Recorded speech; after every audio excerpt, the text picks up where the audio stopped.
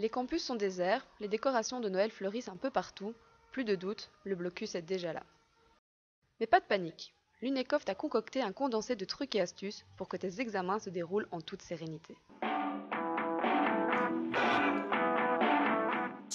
Il faut impérativement préparer son blocus. Ne fonce pas tête baissée dans tes cours, mais assure-toi que tu as en ta possession l'intégralité de la matière.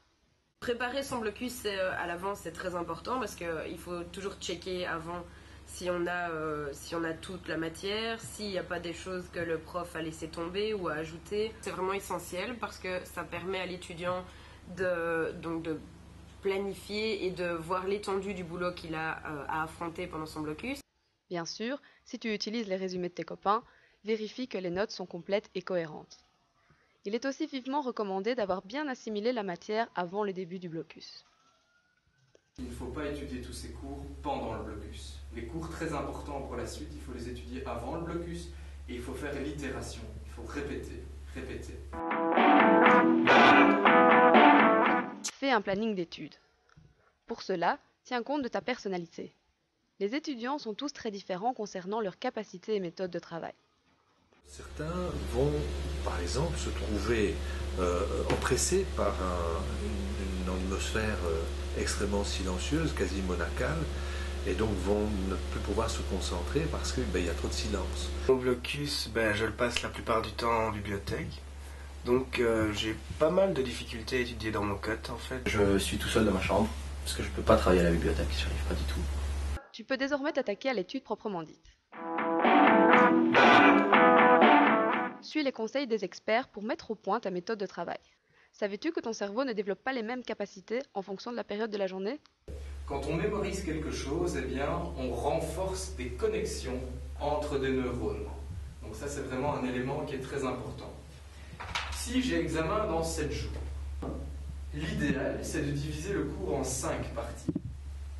Aujourd'hui, je commence à étudier, par exemple, ma première partie. Après avoir mangé, je récite ce que j'ai fait au matin, avec le plan. Donc je regarde les titres, et en fonction des titres, je récite. L'après-midi, je continue pour finir ma première partie. Le soir, je récite la deuxième partie que j'ai fait l'après-midi. Et donc, qu'est-ce que je fais le lendemain matin quand je me réveille ? Je récite tout ce que j'ai fait la veille. Le premier conseil, c'est en fait de respecter la physiologie de l'être humain. C'est-à-dire que le matin, on a un taux de cortisone, donc les surrénales produisent de la cortisone, qui est l'hormone du stress, qui est l'hormone de l'éveil. Ce qui fait que, effectivement, clairement, l'esprit est plus clair en matinée. Il faut savoir que le cerveau a une plasticité, c'est-à-dire qu'il a une élasticité. Et donc, dans des situations de nécessité, j'ai examen demain, j'ai une quantité de matière invraisemblable, eh bien le cerveau va être capable, face à cette nécessité, d'emmagasiner une quantité de matière à un délai extrêmement court, tout à fait exceptionnel. Entretiens une hygiène de vie correcte. C'est de cette façon que tes performances seront optimalisées. Cela commence par une quantité suffisante de sommeil. Il est d'ailleurs recommandé de se coucher tôt. Ça n'a rien de sain d'ingurgiter des quantités excessives de café pour rester éveillé toute la nuit. C'est un total non-sens, véritablement. Les capacités de mémorisation en soirée, même parfois en nocturne, parce que les étudiants ils peuvent étudier parfois jusqu'à 1h, 2h du matin, sont vraiment très mauvaises. Il est clair que notre cerveau, après une nuit de sommeil, est évidemment plus reposé et donc plus disposé, plus disponible à l'étude. Pendant qu'on dort, et ça c'est génialement bien fait, le cerveau continue à consolider la matière. Il favorise la mémorisation pendant qu'on dort, et on a ainsi également une meilleure structure parce que le cerveau a entre guillemets rangé les informations dans les bons tiroirs. Avoir une alimentation équilibrée est également un pilier fort. Ce n'est pas simple car les examens peuvent te donner des furieuses envies de grignotage ou au contraire complètement te nouer l'estomac. Mais sache que les excès comme les carences te rendront bien moins productif. Au moins avoir une source de légumes, au moins avoir des féculents, c'est-à-dire du riz, des pâtes, du pain, des choses comme ça.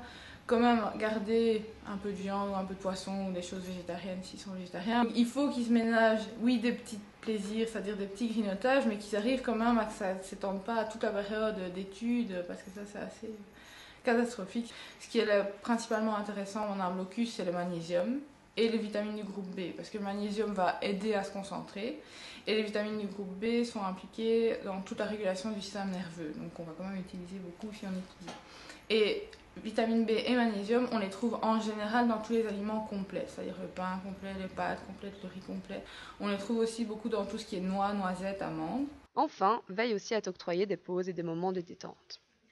Je vais dans le parking, parce que j'habite dans un parking, et je fais des tours où je m'oxygène. Je pars, je mets des écouteurs et soit je répète ma matière, soit je pense complètement à autre chose. Sache qu'il existe des services d'aide aux étudiants dans la plupart des établissements d'enseignement supérieur. Jeunesse et Santé a également mis en place le kit Starting Block que tu peux te procurer sur simple demande. On est présent dans les hautes écoles et dans les universités, donc c'est un projet pour aider les étudiants qui sont en première baccalauréat. Principalement, notre idée avec le kit, c'était de se dire, ben voilà, comme chaque étudiant est différent, chaque blocus est différent, on va proposer un outil avec justement plusieurs éléments dedans. À la fois des choses très concrètes comme les post-it, le planning, une affiche pour maintenir le contact. Et alors on a une brochure avec plus des conseils de fond. Détends-toi. Le blocus est bien sûr une période pénible pour tous les étudiants, mais ce n'est pas la mer à boire. Aie confiance en tes capacités. Je crois que le stress provient d'erreurs de comportement. Donc je crois qu'il faut vraiment se faire confiance et se dire qu'aucun concept qui n'est enseigné n'est pas compréhensible à la majorité, toute grande majorité des étudiants. Te voilà paré pour en mettre plein la vue à tes professeurs. Les examens, ça reste des examens, donc il faut qu'ils restent à leur place. C'est pas la fin du monde si on en rate, donc c'est la peur de l'échec, il faut un peu la mettre à sa place.